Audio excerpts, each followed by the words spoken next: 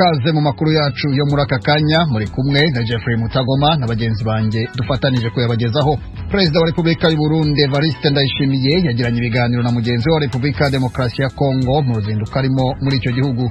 Twebwe nk'abatuye muri teritware ya Uvira turifuza ko ba perezida bombi b'ibihugu byacu baganira bagatanga umuti ku bibazo by'imitwe yitwaje intwaro iri mu karere nka FNL, Karedi Tabara zirwanya Burundi, Kimbonera kure ziza zije kwirwanya.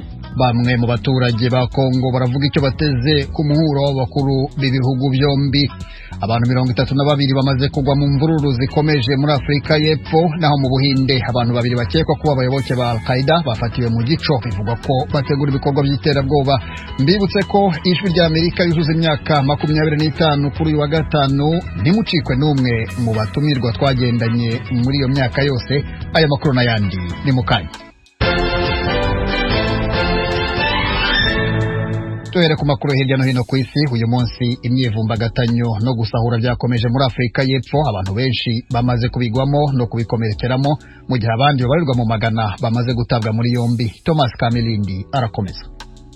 Abantu bamaze gupfa bazwi kugeza ubu bararenga 45. 26 nabo mu ntara ya KwaZulu-Natal yonyine gusa.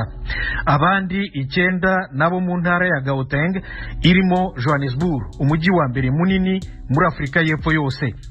Umubare w'abantu bakomeretse nturamenyekana neza, ariko umunyamakuru w'ijwi rya Amerika Johannesburg Darren Taylor aratubwira ko ari amagana, naho abamaze gutabwa muri yombi bararenga 800. President Cyril Ramaphosa yohereje abasirikari 2500 mu mihanda gutera inkunga polisi byarenze, ariko ntibarabasha guhagarika imyivumbagatanyo yatewe n'ifungwa ry'uwari umukuru w'igihugu Jacob Zuma. Uyu munsi nanone gusahura byakomeje muri KwaZulu-Natal na cyane cyane mu mangazini i Johannesburg no mu nkengero zayo nka Soweto. Ibigo ntaramakuru bitandukanye bivuga ko izindi ntara 9 za Afrika y'Epfo zo kugeza ubu nta kibazo zifite, nta myivumbagatanyo ihari. Urakoze Thomas Kamilindi. Tuve muri Afrika y'Epfo tujya muri Cuba, aho abaturage baraye bakoze imyigaragambyo yamagana imyitwarire ya leta mu guhangana n'ibibazo bitandukanye birimo ikiza cya virusi ya corona. Oriane Itangishaka. Imyiyerekano yabaye ejo ku munsi w'Imana muri Cuba yari igizwe n'abanyagihugu bidogera leta ku bintu bitandukanye mu gihugu harimo n'ubutunzi butifashe neza. Umwe mu bakozi bo mu ngo yabwiye itororokanizo ry'amakuru y'abafaransa AFP ati icyo twifuza ni impinduka. Itororokanizo ry'amakuru y'abongereza Reuters hamwe n'iry'abafaransa AFP avuga ko haciye imyaka itari mike habaye imyiyerekano ikomeye nk'iyo igizwe ku mugwa mukuru wa Havana, ikaba yaranagizwe mu bice bitandukanye by'igihugu. Idke Valverde, umwigisha wo mu mashuri mato mato afise imyaka 39, yavuze ko abantu bafise ishavu yuko atamfungurwa zihari kandi ko hariho ibibazo byinshi mu gihugu. Leta iheruka gutangaza ko ubutunzi bw'igihugu bwagabanutse ibice 11% mu mwaka uheze. Abantu bake cyane nibo bagendeye icyo gihugu nyuma yaho leta ya Trump igihaye ibihano. Isinzikazwa ry'ubutunzi bwa Cuba bwagizwe kandi n'ikiza cya corona cyatumye ibintu byunyuka mu rudandazwa rutandukanye hagati y'ibyo bihugu bibiri, hamwe n'ibihano biri ku rudandazwa rw'ibitoro Amerika yashizeho hagati ya Cuba na Venezuela. Abanyagihugu bidogera kandi igisata cy'ubuvuzi muri Cuba inyuma yaho ibitigiri by'abagwayi ba corona byiyongereye. Umukuru w'igihugu Miguel Diaz-Canel yagiriza leta zunze ubumwe za Amerika kuba ifise uruhara muri urwo ruhagarara rwabaye mu gihugu. Abategetsi ba Amerika barabihakana. Perezida Joe Biden avuga ko abagize iyo myiyerekano bariko biyamiriza intwaro z'agahotoro. Urakoze Oriane. Tuve muri Cuba tuje mu Buhinde, aho polisi yataye muri yombi abantu 2 bafitanye isano n'umutwe w'iterabwoba wa Al-Qaeda, ivuga ko bateguraga gukora ibikorwa by'iterabwoba ku munsi igihugu kizihizaho ubwigenge. Tim Harris Ishimwe arakomeza. Polisi yavuze ko aba bagabo Minhas Ahmed na Mesaudin bombi ari abaturage basanzwe batuye mu Buhinde. Polisi yemeje ko aba bagabo bombi bari bafite umugambi wo gukora ibikorwa by'iterabwoba ku munsi igihugu kizihizaho ubwigenge. aba bagabo batawe muri yombi ku itariki ya 17 z'uku kwezi kwa karindwi bafatiwe mu mujyi wa Lucknow uri mu majyaruguru y'Ubuhinde. Umuyobozi mukuru wa polisi Prashant Kumar yabwiye abanyamakuru uyu munsi wa kabiri ko aba bagabo bombi bafashwe n'umutwe wa polisi bashinzwe kurwanya iterabwoba. Yavuze ko biteguraga gukora ibikorwa by'iterabwoba ku itariki ya 15 ubwo igihugu kizaba kiri kwizihiza ubwigenge.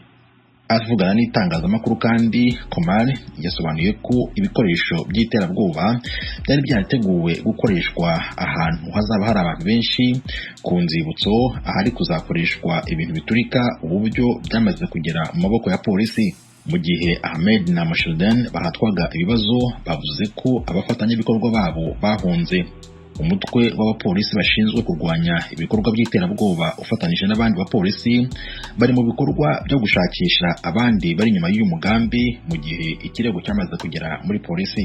Mukomeje kumva radiyo ijwi ry'Amerika ivugira i Washington DC mu Kirundi no mu Kinyarwanda. Amakuru yo mu karere k'ibiyaga bigari byo muri Afurika turayahera muri Repubulika ya Demokarasi ya Kongo, aho perezida w'icyo gihugu Felix Tshisekedi yakiriye mugenzi we w'u Burundi Evariste Ndayishimiye mu ngoro ya Presidanse i Kinshasa muri Kongo nyine.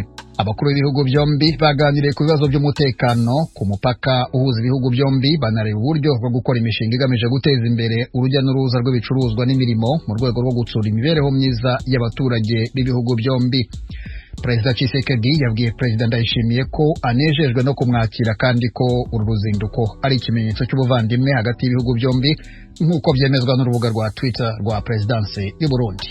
Tukivuga ku by'urwo ruzinduko, abaturage bo mu mujyi wa Uvira uhana urubibi n'u Burundi barasaba perezida w'ibihugu byombi gukemura ikibazo cy'imitwe yitwaje ibirwanisho by'abarundi bavuga kiri muri teritwari ya Uvira.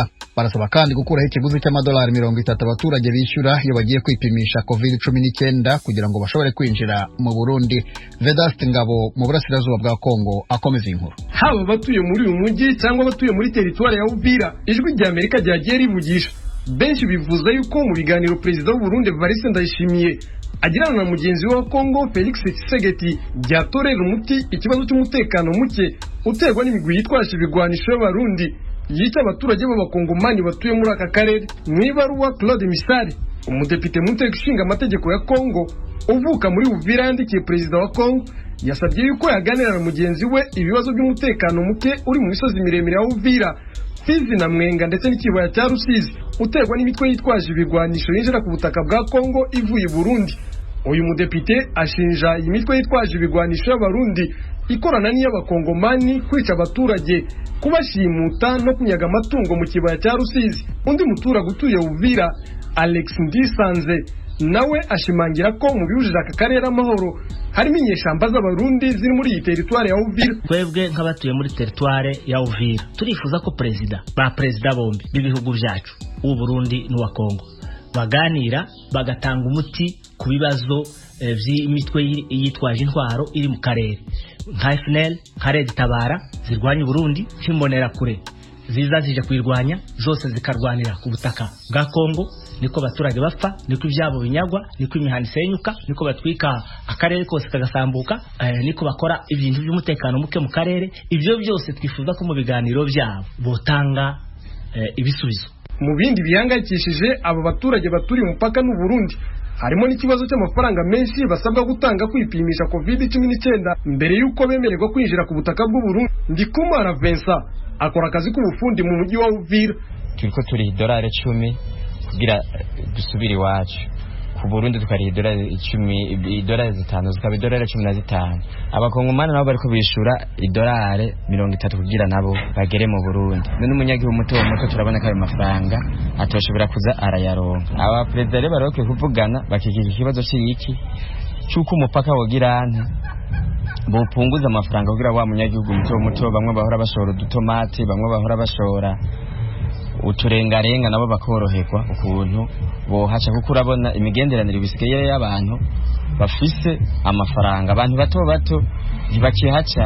Usibye iki kibazo cy'umutekano muke ndetse n'ubwinshi bw'amafaranga y'igipimo cya COVID, abakoresha umupaka bagatumba basabwa kwishura, abatuye muri uyu mujyi barifuza yuko abakuru b'ibihugu bombi bakora ibishoboka byose bagafunguza bamwe mu baturage b'abarundi bafungiwe muri Uvira ndetse n'abakongomani bafungiye Burundi bazira ubusa. Hari yagize iminsi yafungwa abantu benshi, abarundi benshi, imfari imfungwa nyinshi z'abarundi ziri hano Uvira. Hari n'izindi mfungwa z'abakongomani ziri Bujumbura. Ico gihe rero tugatekereza ko urugendo bazabiganira kugira ngo bibashe gukemuka. Ugeze muri prison centrale hari abarundi benshi bafungwa, bamwe bazira ubusa, abandi ibyangombwa byabo byashize, abandi bafite ibibazo byihariye, ibindi bijanye nayo nyine imitwe yitwaje intwaro, ariko ugasanga bicaye bakakiganiraho bizarushijeho kunoza imigenderanire ibihugu byombi. Mwomenya yuko Perezida Ndayishimiye w'igihugu cy'u Burundi ari mu ruzinduko muri Kongo kuva kuri uyu wa mbere. Oveda Singabo kugaragirwa rya Amerika Uvira Mutara Kibuye. Nk'uko twabibabwiye ku wa gatanu w'iki cyumweru radio yanyu Ijwi rya Amerika izizihiza imyaka 25 itangiye kubagezaho ibiganiro mu Kirundi no mu Kinyarwanda. Muri iki cyumweru ibiganiro byacu biribanda hanini ku cyo iyo radio yabashije kugeraho muri iyo myaka n'ikiteganya kugeraho mu bihe biri imbere. Ni muri urwo rwego nanone tubatumiye mwese gukurikira ibiganiro by'Ijwi rya Amerika. Tuzajya kandi tubatumirira bamwe mu bagize uruhare mu biganiro byacu. Sylvestre Ntibantunganya wigeze kuba perezida w'u Burundi ni umwe mu bantu Ijwi rya Amerika ryagiye ryiyambaza kenshi mu biganiro bitari bike. Reka n'ubundi tumuhe ikaze muri iki kiganiro agirana na mugenzi wacu Frederic Nkundikije ku byerekeye iyi sabukuru y'imyaka 25.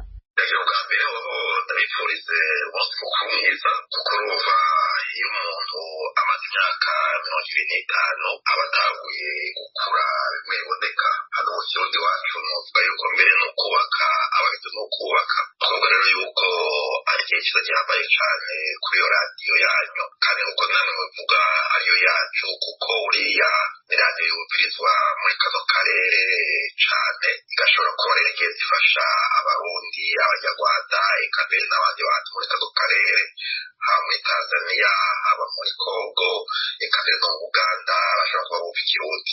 Muri mu bantu bagize uruhara ruhambaye mu biganiro bya Ijwi rya Amerika haba politika haba eka ibyiyumviro bitandukanye, murashaka kutubwira ku bwanyu uruhara radiyo Ijwi rya Amerika ryagize muri iyo ntara yose ni inkuru? Mu kazi nakoze mu buzima bwaje atari ibya politiki, icyo nakoze no kumenyesha amakuru.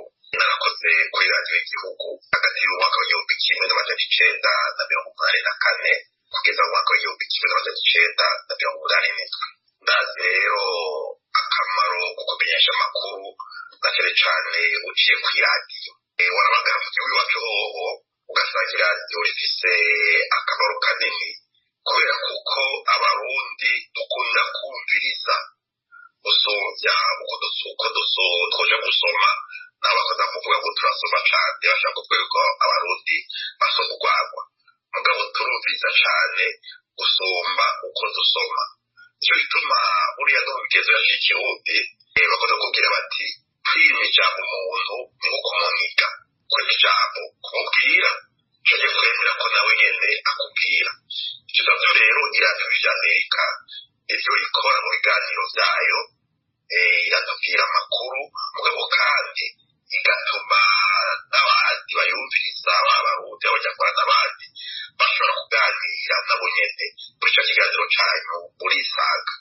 Ivyo rero biragira ingaruka nziza mu buzima bw'abantu kuko bituma abantu bamenya ubwa mbere hoho ibiriko biraba iwabo, bakongera kandi bakaronka n'akaryo nabo gushikiriza uko bifuza uko babona ibintu biri ngaho.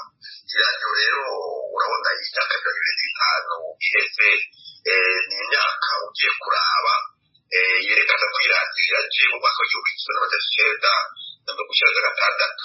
Icyo gihe muri kano karere haba mu Burundi haba mbere mu Rwanda haba hehe ntizari vyoroshe kuko twari mu bihe bikomeye cyane rwose. Urabona mu Rwanda hari haheze imyaka 2 habaye ubunyabwoko ry'abatutsi. Urabona mu Burundi twari tumaze imyaka 3 turi mu byakurikiye igandagurwa rya Perezida Melchior Ndadaye n'ubwicanyi butagira izina bwakurikiye. Urabona muri Kongo naho nyine hari ingorane. Iradiyo rero yanyu yaragiye ifasha muri ibyo byose kugira ngo abantu bategerere ibiriko biraba bongere babone ndabirogereje mu majambo make kandi mu gusozera nashaka mugiye nk'ubutumwa mushikiriza baba abakunzi b'iradiyo ijwi ry'Amerika baba abamenyesha amakuru y'ijwi ry'Amerika eka n'abandi bose baba mu bindi bihugu byose byo ku isi bakurikirana iradiyo ijwi ry'Amerika ubutumwa mwubaha n'inkuru hagati y'ubucacu c'Uburundi n'ijwi ry'Amerika nizera yuko ubikorera isoka muri kino gihugu n'ivyo navyo bizoza vuba kugira ngo iradiyo ishobore gusubira gusambirana yumvikane hose.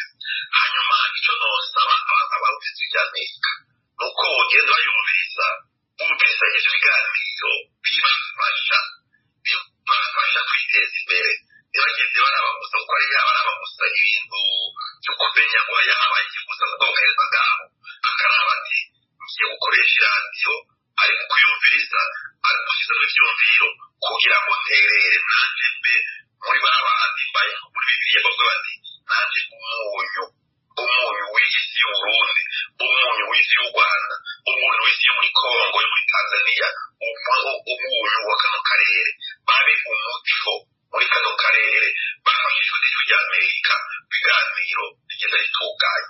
Perezida Sylvestre Ntibantunganya mwahoze murongo y'Uburundi murakoze cyane rwose kuri aka kanya ko kwigina iradiyo ijwi ry'Amerika eka kuri isabukuru y'ijwi ry'Amerika mu kaduha ikiganiro mwakoze cyane rwose. Murakoze cyane kwa bari kano kanya naje kugira ngo tifuje zamwe muri mikuru yanyu.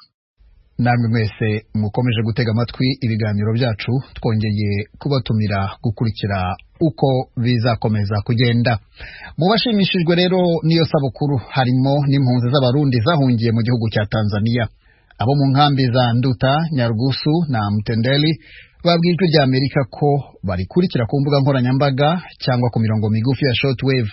Barasaba ko bakomeza guhabwa umwanya wo gutanga ibitekerezo nk'uko byagenze muri imyaka ishize bikazakomeza no mu yindi iri imbere. Uku niko babibwiye umunyamakuru w'ijwi ry'Amerika James Joven ukorera muri Tanzania. Turateye iteka ijwi ry'Amerika y'imyaka 25 bimaze ariko rasamirana mu Kirundi no mu Kinyarwanda. Impunzi z'abarundi zahungiye mu gihugu ca Tanzania zatubwiye ko zumviriza iradiyo ijwi ry'Amerika bikiriye ku mbuga ngurukana bumenyi hamwe no ku mirongo migufi ya shortwave. Mu bibazo twabajije biraboneka neza yuko hafi ibice 70% barakunze gukurikirana no kumviriza ijwi ry'Amerika iminsi yose. Kimwe mu bituma izo mpunzi zikunda kumviriza ijwi ry'Amerika nuko hari amakuru menshi araba ibibazo byazo ku buryo bw'umwihariko. Ikindi izo mpunzi zemeza yuko zikunda cyane kumviriza ibiganiro by'ijwi ry'Amerika kubera ibafasha cyane kumenya amakuru yabo ayavugwa mu gihugu c'amavuko Burundi n'ahandi hose mu makungu. Yego iradiyo ry'Amerika ikorera kuri izi myaka 25 itanga gushikiriza ibiganiro mu Kirundi. N'ubwo icyambere turashimye kuba yatwiyumviye ko natwebwe ihanga ry'abarundi ko yadushikiriza amakuru atwega ndetse n'ayegisi mu rurimi rw'Ikirundi. Ijwi ry'Amerika by'ukuri turarikunda cyane kuko iradufasha cyane nubwo tuba mu buhungiro turashobora kumenya ibiko biragenda mu gihugu cyacu cy'u Burundi biciye ku maradiyo. Turashobora kumviriza amakuru aciye ku Ijwi ry'Amerika turashobora kumenya ibiko birabandanya mu gihugu cyacu cy'u Burundi. Turiko turumviriza iradiyo Ijwi ry'Amerika biradufasha tukumva kungane izindi mpunzi zibayeho. Ijwi ry'Amerika ryatugende tukavuga ingorane dufise hanyuma tukamenya no kungene igihugu cy'u Burundi kimeze mu bindi bihugu tukumva udukuru twaho tukanezerwa tukabishikiriza bikumvikana amakungu tukumva abarimo kamba atandukanye tukumva ukuntu babayeho. Numva ko ijwi ry'Amerika dufitiye ikimazi gikomeye cyane. Turarishimiye cyane kandi twifuza yuko rubandanya ritaraza mu makambi ryumviriza ibibazo byacu. Iyo baje turahumura tukababwira ingorane dufise bakaca babidutwarira kure natwe tukaca tubyumva ku maradiyo atandukanye tukanezerwa cyane. Rero turarishimiye n'ubu mushishikare mwandanya kumviriza ibibazo by'impunzi. Izo mpunzi zemeza yuko kudahengeshanya no gutanga amakuru yemejwe atarimwo ububeshi ari kimwe mu mpamvu ituma benshi bakunda kuyumviriza cyane mu nkambi. Hari ivyo impunzi zisaba yuko ijwi ry'Amerika yorushirizaho mu gutanga amakuru yemejwe mu biganiro byayo. Hari ikiganiro cyitwa muri Sanga, hari ikiganiro cyitwa amakuru mu karere, ikiganiro cyitwa amakuru mu ntara. ivyo biganiro je nko kubandi wanje ni ibiganiro binezera cyane gose. Ijwi rya Amerika ndarikundiye ikintu kimwe gusa nuko ibyo rishikiriza idashikiriza ubeshi mu by'ukuri rishikiriza ibintu by'ukuri mico ndarikundira cyane gose. Abajeho cyambere nambe ntangwe gushima kuba baravyumviye gutanga amakuru bayacishije mu rurimi rw'ikirundi dusanzwe dutahura hamwe nuko amakuru yabo ari amakuru atangwa ku isi yose. Niyo mpamvu dushima ijwi rya Amerika kuko biradufasha gose tukamenya ibintu n'ibindi tukaguma ngaho tunezerewe twumva udukuru n'utundi. Naho biruko si ibintu byoroshe kuronka amakuru yega impunzi mu gihugu ca Tanzania. Impamvu nuko ataburenganzira bukwiye kubamenyesha amakuru bakorera mu nkambi cyo kimwe no ku mpunzi ziyatanga. Bityo impunzi zisaba leta ya Tanzania gutanga uburenganzira bukwiye ku banyamakuru kugira bashobore kuzivugira ibibaragishinga atankomanzi. Murazi ko dufite uburenganzira buke, dusanga dufite n'uburenganzira bwo twatanga amakuru y'ibitubakiye,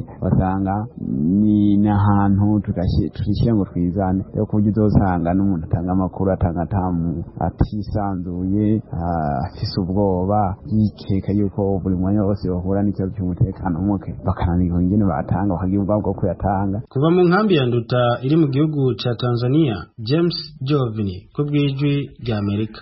Mu byo ijwi rya Amerika yakoze mu myaka 25 ishize harimo no guhuza abantu n'imiryango yabo. Mu kiganiro Agasaro Kaburaga mwumvisemo inkuru y'umwana w'umuhungu witwa Moise niyo nkuru wavukiye ku bitaro bya CHUK i Kigali hari ku itariki ya 7 kwezi kwa 12 1999.